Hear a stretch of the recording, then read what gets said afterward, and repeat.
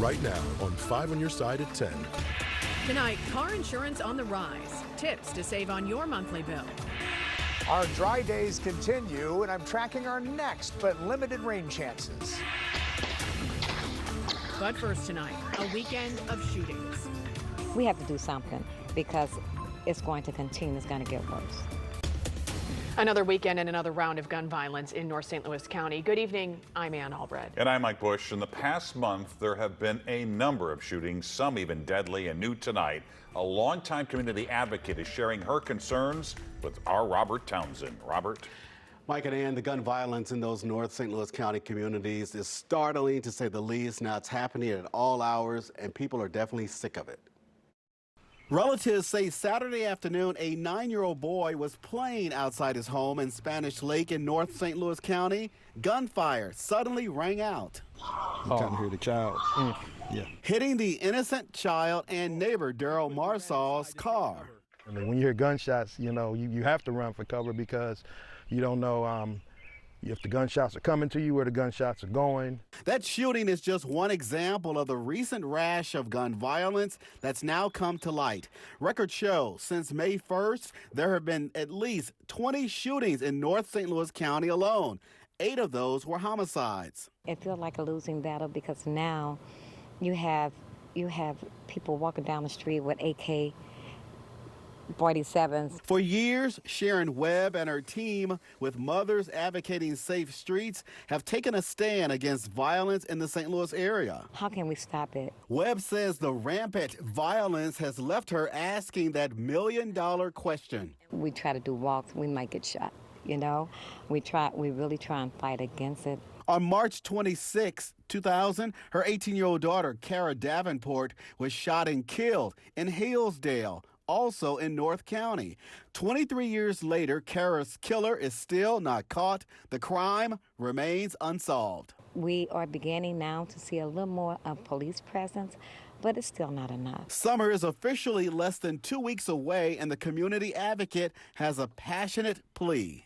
We have to do something because it's going to continue. It's going to get worse. Today, I talked to the uncle of the 9-year-old boy who was shot. Now, he says his nephew is still in the hospital. And tonight, police still have not made any arrests. If you have any information, call Crime Stoppers at 866-371-TIPS. You can remain anonymous. Robert, thanks. Tonight, a man is behind bars accused in an apparent road rage shooting in St. Charles County. The shooting happened on May 26th in the westbound lanes of 364 near Arena Parkway. 39-year-old Dustin Duke of O'Fallon has been charged with first-degree assault, unlawful use of a weapon, and endangering the welfare of a child. Investigators say Duke fired 2 shots at another car. A woman was shot in the hand. Duke is being held on a $1 million cash-only bond. Tonight, a 19-year-old in the Metro East faces several years in federal prison on charges of selling Glock switches from his bedroom in Cahokia Heights. Federal investigators said Carlos Atkins bought 30 switches from China. The devices are a type of modification that can turn semi-automatic guns into fully automatic weapons. When you're pushing that many projectiles at an intended or unintended target, you're creating an increased probability that injury or death could occur. For law enforcement, this is obviously a huge concern. We've checked with St. Louis police. They tell us so far this year they've seized 38 guns with switches on them and 4 switches not attached to guns. Tonight, St. Louis police are looking for 2 men who tore apart an ATM outside a South City bank. It happened early this morning at the Lindell Bank near Hampton and Chippewa. Police say the men used an SUV and a chain to break open the ATM. They took off with the cash box. St. Louis County voters could be asked to vote on a property tax increase in November. Leaders are considering a ballot initiative to pay for a new St. Louis County administration building or make significant repairs to keep the current 50-year-old structure. Our Laura Barczewski is live in Clayton tonight, where the council is weighing the options. They are, Mike and Ann, and time is running out for them to make some decisions whether they should repair this building or pick from several other options to build an entirely new one. The St. Louis County Council just heard the latest round of proposals on Project Cornerstone to either repair or replace the Lawrence K. Roos County Government Building in downtown Clayton. L.K. Roos Administration Building, the police headquarters, and the TPW site. These buildings range from 40 to 70 plus years old. with about $45 million in deferred maintenance. The repair or replacement of the building has to happen because of a City of Clayton ordinance requiring fire suppression sprinklers to be installed by 2028. In order to do that work, you're going to end up with new ceilings and light fixtures. You got to take it all down in order to install the sprinkler system. And while it's one of the cheaper options to simply repair the current building, it's still going to cost $88 to $276 million, pushing council members like Rita Hurd Days to question how best to do this. Therein lies a concern for constituents. And they're looking at the fact that, we're $41 million in the hole, and yet we're going to undertake this, and looking at what is the cost benefit. County Councilman Ernie Tracus says he's in favor of a new building located in Clayton. The county-owned parking lot across from the current one is an option. The county residents should be concerned because you want a government that's able to function as efficiently as possible. That's probably not the case anymore with the Ruse building. But estimates show a new main building in Clayton with a Midtown satellite location could cost anywhere from $560 to $612 million, which could be paid for in a variety of ways, most of which have to be approved by taxpayers, like a bond issue paid for by a property tax of an additional $3 to $8 per month. I think the other area that has to be explored, and I don't know that they touched on this sufficiently in their presentation, is the concept of a public-private partnership. The next big step is to decide how they're going to pay for this so that if they need to, the necessary paperwork can be filed to place this on the ballot for voters. Reporting live in Clayton, Laura Barcheski, 5 on your side. Tomorrow, a Missouri man is set to die by lethal injection. It will be the third execution in Missouri this year. Just hours ago, Governor Mike Parson confirmed the state will carry out the sentence of Michael Tisius. He was convicted of killing 2 jailers in 2000 in an ill-fated effort to free a man from the Randolph County Jail. Tisius was just 19 at the time. Tonight, it remains a mystery what led a private jet to fly for hours in radio silence before it crashed in the Virginia forest.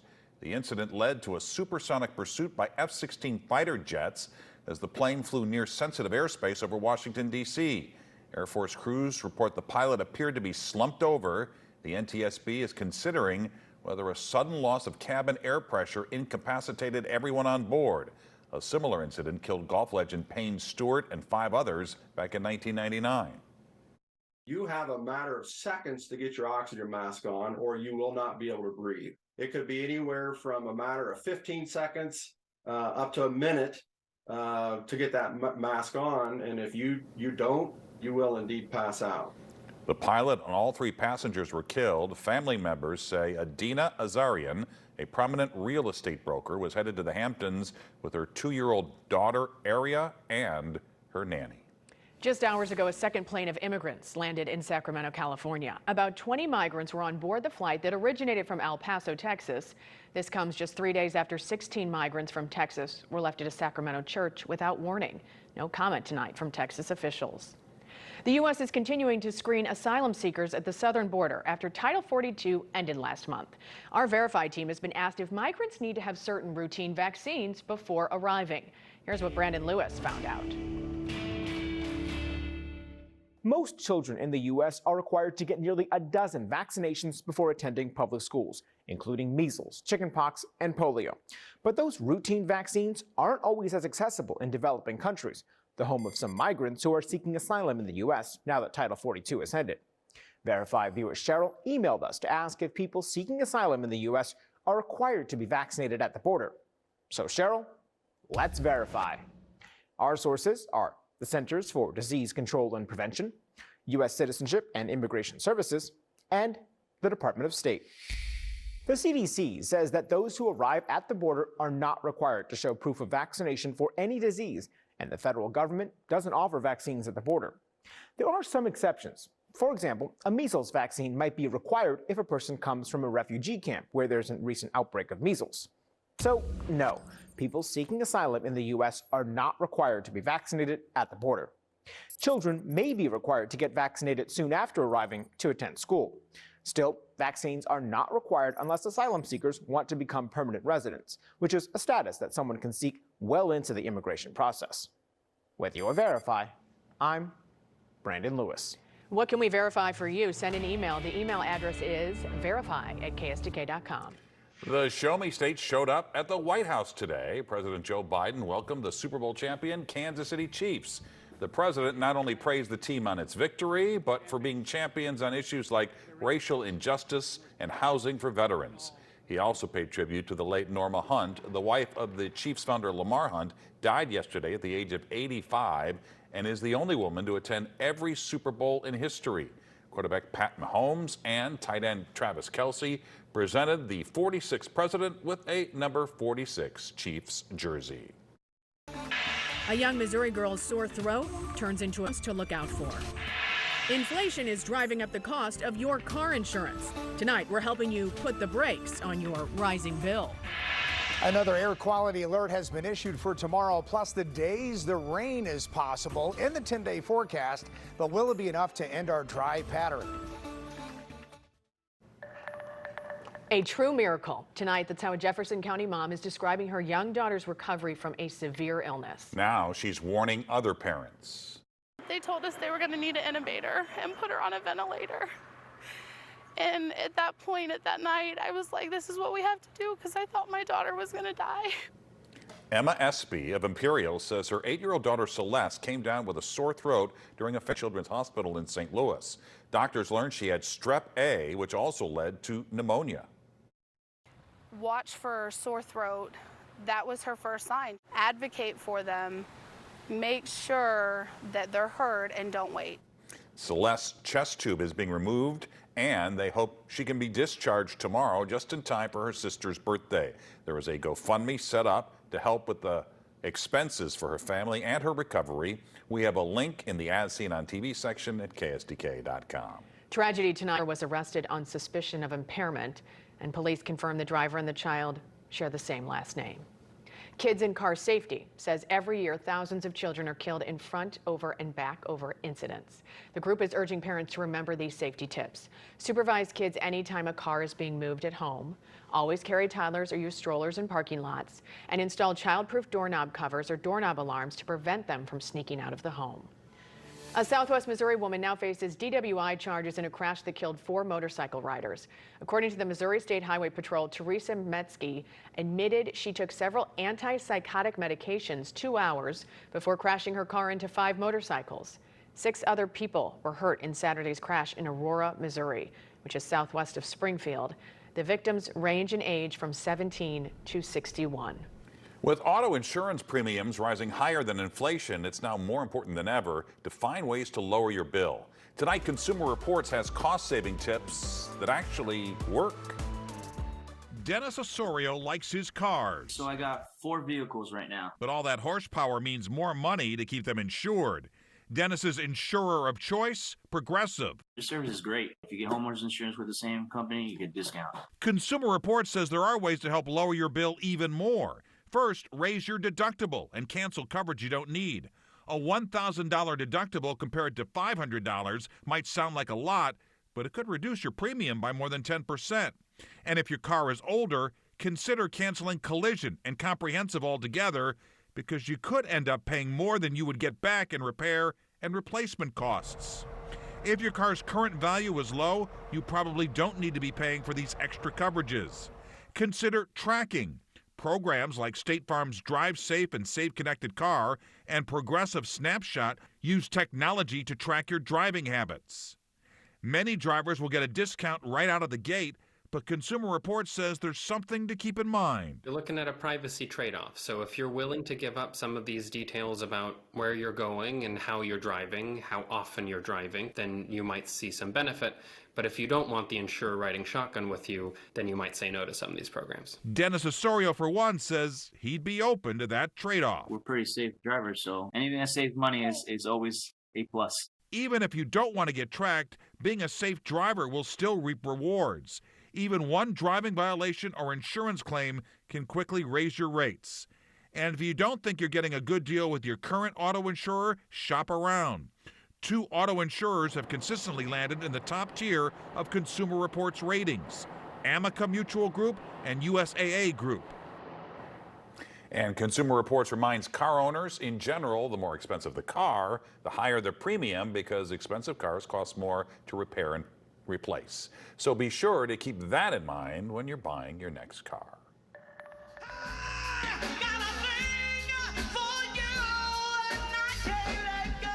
A beautiful night to enjoy some music in the park. U-City kicked off its Starlight concert series tonight. Every Monday in June, local musicians will take the stage at Heeman Park. The concerts are free. You just need to bring your lawn chairs and your blankets. Meteorologist Jim Castillo is in for Scott tonight. He joins us now with the Weather First forecast, and not much rain in the forecast still, Jim. Right. You know, we need that rain. I know everybody's enjoying this really nice weather for those outdoor concerts. But we've had bad air quality. We want it to be good, which is green.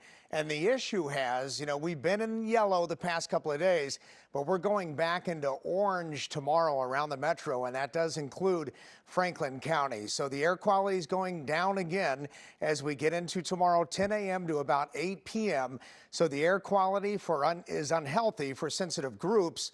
And even for me, really, limit that outdoor activity, maybe work out inside instead of outside when you're in this orange here. And that includes St. Charles County, St. Louis County and City, Jefferson County in Missouri, Monroe, St. Clair, and Madison County in Illinois. So out from that, you know, that's the ground level ozone, by the way, that's forming down right at the surface. Then aloft, which has nothing to do with our air quality, is just that white sky that you see during the daytime and then the oranger sunsets.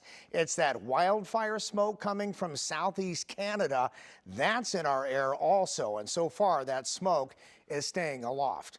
All right, 87 degrees for that high today, 62 for the overnight low, 83 and 65 are the averages. And of course, no rainfall. So we're in a drought situation, and there is a couple of chances of rain in the 10-day. I'll show you that coming up, but definitely not a drought buster by any means. 71 degrees right now, 44% on that relative humidity. It was down in the 20% range throughout the day. And that dry air is being filtered in from the Great Lakes all the way into St. Louis. But look what happens when you get to Kansas City. 62-degree dew point. That's just how much moisture is available out here. Even Springfield, Missouri has almost a 70 dew point. So they could see showers and thunderstorms there. For us, really limited moisture. We'll watch this front as it sags in our direction. But at this point, again, most of that moisture is to the west of us. So tomorrow, it's dry. It's not really humid. It's hot, about 89. But with that low humidity, it will feel a little bit cooler than that 89. And then by Wednesday, limited showers and storms along this front right here. Still a chance of a shower or storm. Some of us will see a downpour and others not much at all. And then we cool down and we get less humid again as we get into Thursday and Friday. But 84 for that high temperature as we get into Wednesday. And then further into the weekend, there's another chance of showers and storms in here. Probably not, again, a drought buster by any means, but a chance of storms Saturday night and into Sunday. So something we'll keep our eyes on and hope for, because we need that rain. All right, 10-day forecast showing temperatures near 90 tomorrow, but very low humidity. Then on Wednesday, 84, chance of a shower or thunderstorm. And again, many areas dry likely. 83 Thursday and 86 on Friday. Low humidity here. As we get into the weekend, it gets hot ahead of this front, 91, and a chance for showers and storms. We're hoping for that as we get into Saturday night and Sunday. And guys, next week, really, temperatures remain pretty comfortable Monday and Tuesday in the low 80s. We need that rain, Jim. Thank you. Frank, what do you got? We have a Hall of Fame sportscast. We will hear from Isaac Bruce and Rusty Wallace. And oh, we have that baseball team to discuss also. We'll be right back. The Sports Desk is sponsored by Jim Butler Chevrolet, the Midwest's #1 Chevy dealer 10 years running. You know that little light at the end of the tunnel when things are bad? I hate to say this, I'm not seeing that light for the Cardinals. A tough one in Texas tonight. The Cardinals strike first in the second. Paul DeJong will lash one to left. Wilson Contreras will score, and we have a 1-0 lead. Waino is okay. 5 1/3, 3 runs. Marcus Semien singles in the second. It scores Ezekiel Duran. The Rangers led it 3-1. In the 8th, Nolan Arenado will double to the wall. It ties the game at 3. That's the good news. The bad is a base running error resulted in Tommy Edman being tagged out right there. and then the Rangers will walk it off in the bottom of the ninth on this Nathaniel Lowe single. Rangers win it 4-3. Albert Pujols was sometimes a man of few words. That is changing. Yesterday, he served as an analyst for the Cards game with Peacock, and today MLB announced Albert will be a special assistant to the commissioner on player issues for the Dominican Republic, and he will also do some work with Major League Baseball Network. Stanley Cup Finals in Vegas, and Las Vegas looks golden. Ivan Barbashev, the former Blue, with the assist to Alec Martinez. Late second period, watch this one. Matthew Tkachuk will deliver a lethal but legal hit on Jack Eichel. Eichel went to the locker room, later returned. Then Matthew and Barbie got misconducts. Alex Pietrangelo got a roughing. Matthew later scored his 10th goal. The Golden Knights got a 7-2 victory. They lead the series 2-0. This 5 on Your Side St. Louis City SC coverage is sponsored by Together Credit Union. Klaus has been shut down for 2 more weeks by City SC. The scoring sensation has had a lingering quad injury. City SC goes to Dallas Wednesday night, and then they host the LA Galaxy on Sunday afternoon. City SC is in first place in the Western Conference. One of the really cool things about the Enjoy Illinois 300 was the diversity of sports on hand. Lutz Pfannenstiel from City SC, Colton Parayko and Robert Thomas from the Blues, and the great JJK.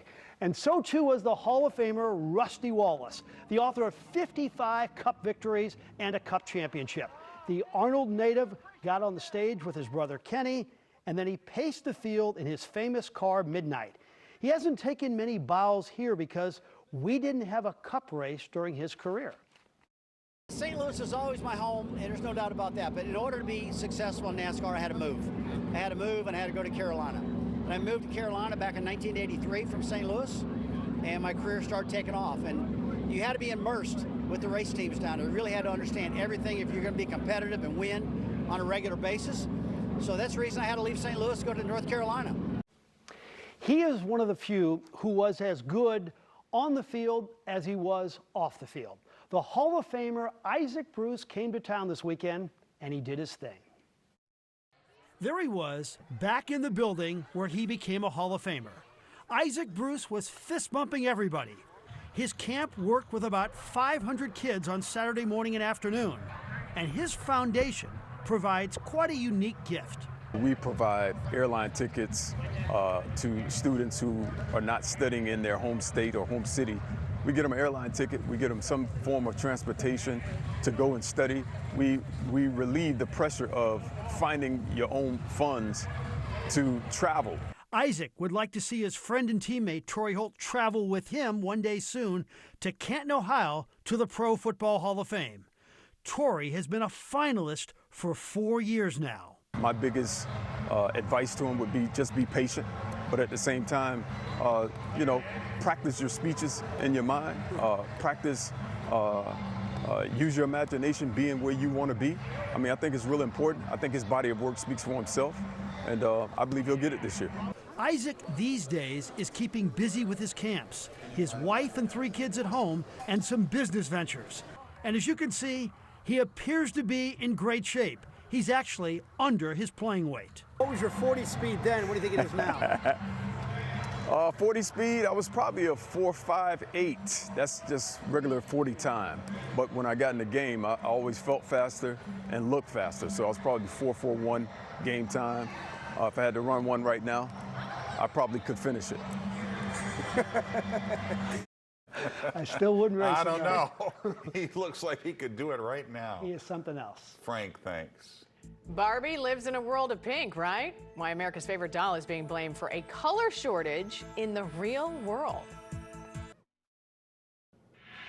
Today, Apple released the most advanced and most expensive virtual reality headset. The Vision Pro will let users see apps in a new way, overlaying them on the physical world. It can also be used for watching movies and gaming. The Vision Pro will be expensive. It'll cost $3,500 when it goes on sale next year. Wow. All right, there could be a culprit to a global shortage of pink paint. Her name is Barbie. The director of the new live-action film says they used a lot of pink paint to bring Barbie's world to life.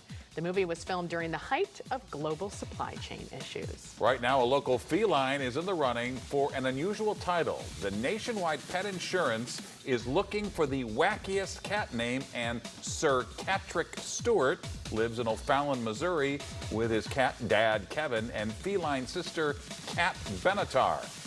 You can vote for Sir Catrick on Nationwide's website. Love it. There you have it, 5 on your side at 10. The Tonight Show is next.